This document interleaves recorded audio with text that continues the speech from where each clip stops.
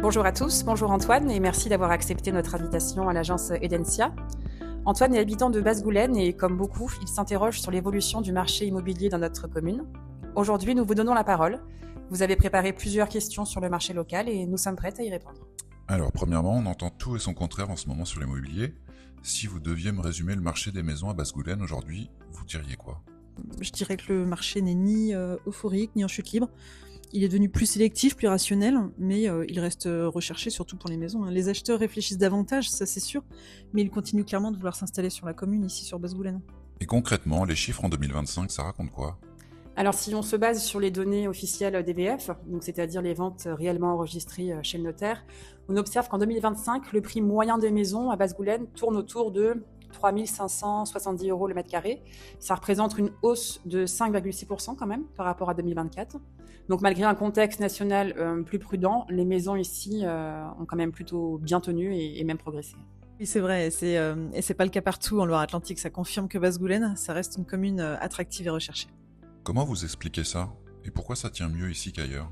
Oh, il y a plusieurs éléments qui jouent clairement en faveur de la commune. Le cadre de vie, la proximité de Nantes, les écoles, les commerces et les équipements participent quand même beaucoup à cette attractivité.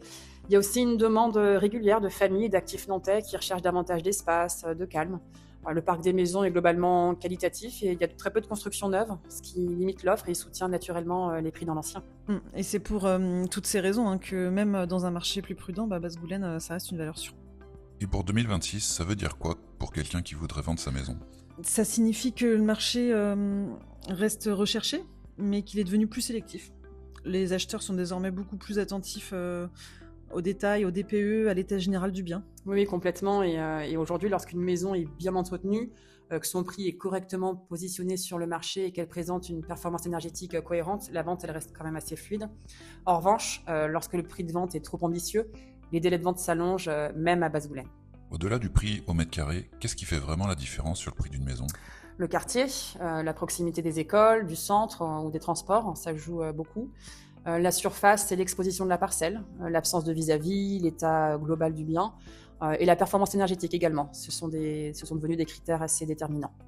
Dans le sens où deux maisons affichées au même prix au mètre carré peuvent en réalité avoir des valeurs très différentes en fonction de ces éléments.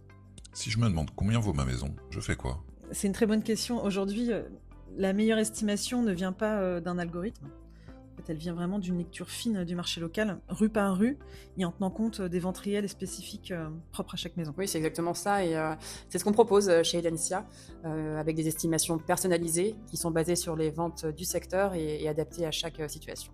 Merci Antoine, merci pour vos questions, qui sont sans doute celles que beaucoup d'habitants se posent.